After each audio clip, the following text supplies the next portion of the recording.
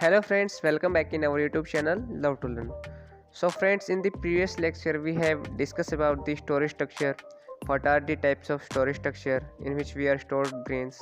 So in this video, as you seen on your screen that today we will discuss about the storage structure, means which type of storage structure mostly used by the farmers, and which are the grain protectants we mainly use in our grains.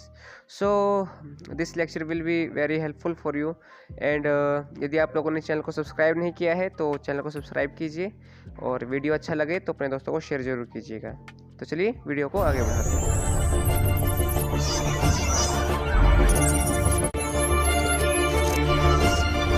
तो दोस्तों, आप लोगों ने जैसे thumbnail में देखा था कि प्रीवियस लेक्चर में हम लोगों ने क्या पढ़ा था कि कौन कौन से different type of storage structure होते हैं, मीन्स जिसमें हम लोग हमारे ग्रेन्स को स्टोर करते हैं।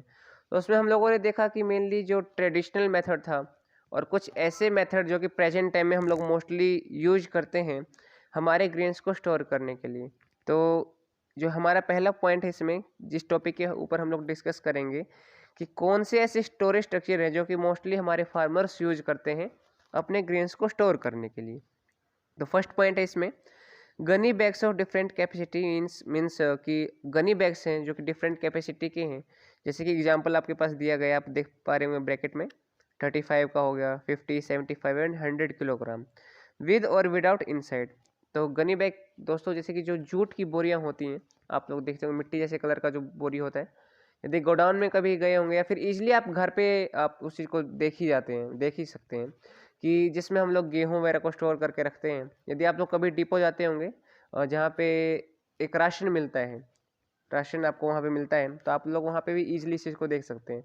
तो डिफरेंट कैपेसिटी के होते हैं ये बैग जिसमें आप लोग अपने ग्रेन्स को स्टोर करते हैं, मीन्स मोस्टली जो फार्मर है उसको स्टोर करते हैं।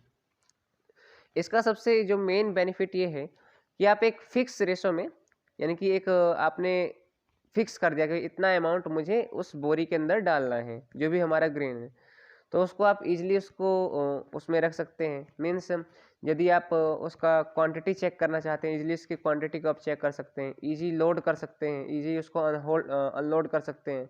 एक्सपोर्ट इंपोर्ट में इजीली इसको आप मीन्स एक्सपोर्ट इंपोर्ट कर सकते हैं। तो ये पहला पॉइंट था। दूसरा है प्लास्टिक लेनिंग।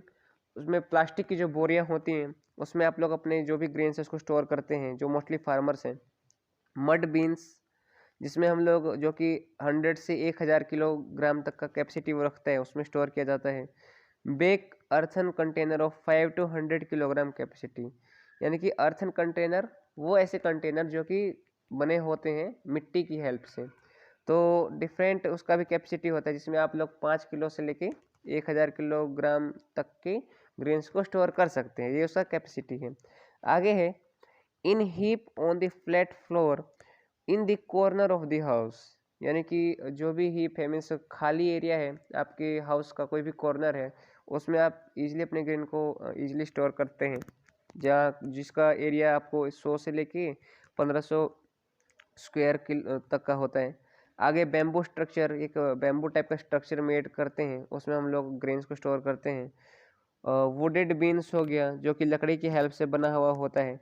और अंडरग्राउंड स्ट्रक्चर है, यानी कि ये ट्रेडिशनल मेथड है जिसमें क्या किया जाता था कि एक टाइप का गड्ढा वगैरह खोद लिया जाता था और उसमें जो भी अनाज वगैरह है उसको सेव करके रख दिया जाता था, ताकि हम लोग उसको प्रेजेंट टाइम में भी यूज कर सकें और आने वाले फ्यूचर के टाइम में भी उसको इजीली हम लोग यूज कर सकें। क्योंकि दोस्तों आप जानते हैं कि सीजन वाइज सीजन हम लोग किसी भी क्रॉप का कल्टीवेशन करते हैं। रबी सीजन का कुछ अलग क्रॉप होता है और जो हमारा खरीफ सीजन है उसका कुछ अलग क्रॉप होता है। तो ये स्टोरेज का जो मेन पॉइंट है वो इसीलिए होता है कि वो ऐसे क्रॉप जिसको हम लोग किसी डिफरेंट सीजन में नहीं उगा सकते हैं तो उसको स्टोर करके रखें ताकि वो हमारे नीड को फुलफिल कर सके। आगे है ग्रेन प्रोटेक्टेंट्स। दोस्तों ये सबसे मेन इंपॉर्टेंट चीज़ है ग्रेन प्रोटेक्टेंट्स। ऐसा इसलिए, यदि देखिए प्रोटेक्टेंट्स का मतलब क्या होता है, उसको प्रोटेक्ट करना, यानी ग्रेन को प्रोटेक्ट करना। अलग अलग वर्ड है ये, ग्रेन मतलब अनाज और प्रोटेक्टेंट मतलब ग्रेन को प्रोटेक्ट करने वाले केमिकल या फिर कोई ऐसे फर्टिलाइजर हो सकते हैं। और प्रोटेक्ट का मतलब होता है मीन्स प्रोटेक्ट करना। प्रोटेक्टेंट का वर्ड यहाँ पे इसलिए मैंने आपको ये बोला, यदि हम in the term of grains की बात करें तो प्रोटेक्टेंट आएगा वो ऐसे केमिकल जो कि हम लोग मेनली यूज करते हैं ग्रेन को प्रोटेक्ट करने के लिए, तो उसको कहते हैं ग्रेन प्रोटेक्टेंट। जैसे पढ़ते हैं, chemical that can be directly applied to grain as formulation of chemical having residual toxic और रिपेलेंट एक्शन और बोथ। दोस्तों मैंने जैसे आपको पहले बताया कि ये क्या होता है कि डायरेक्टली किसी भी टाइप के केमिकल को अप्लाई करना किसी भी ग्रेन के ऊपर जो कि आपको कंटेन करता है किसी ऐसे केमिकल को जो कि आपको रेजिडुअल टॉक्सिक और रिपेलेंट एक्शन उस जो भी ग्रेन है उसके ऊपर वो प्ले करता है। मीन्स जो भी ग्रेन के अंदर माइक्रो ऑर्गेनिजम्स है, बैक्टीरिया है जो कि आपके ग्रेन्स के लिए बेनिफिशियल नहीं है, वो इजीली उसको किल कर देता है। Those are applied directly to the grain to prevent damage by stored product paste.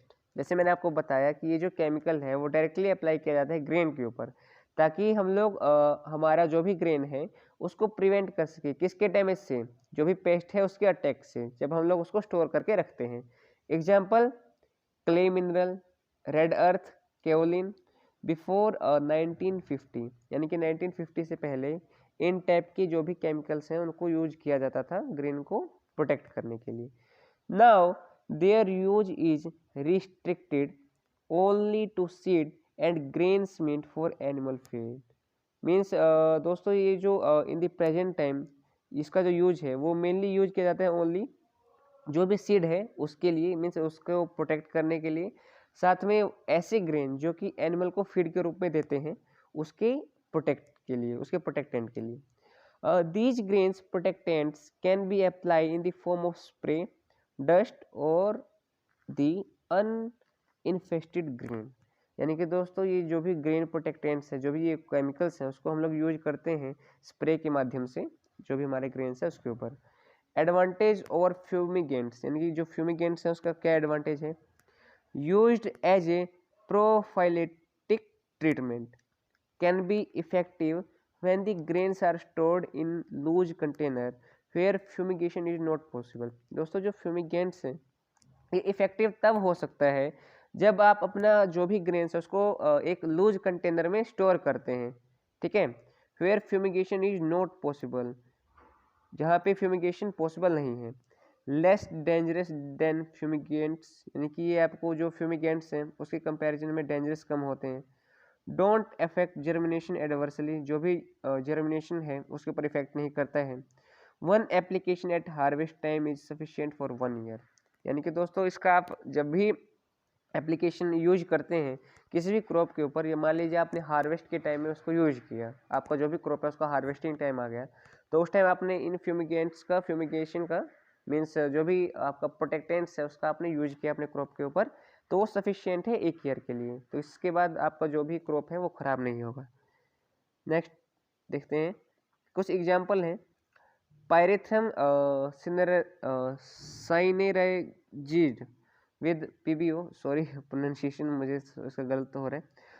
Safest of the grain protectant available and approve for use, यानी कि दोस्तों जो ये पायरेथ्रम साइनरजिस्ड जो है ये आपको सेफ है, जो भी ग्रेन प्रोटेक्टेंट्स हैं, और अप्रूव है यूज के लिए। आगे है प्रीमियम ग्रेड मेलेथियोन, ये भी आपको एक ऐसा प्रोटेक्टेंट है जो कि मेनली यूज किया जाता है जो भी आपका ग्रेन है उसकी उसको प्रोटेक्ट करने के लिए।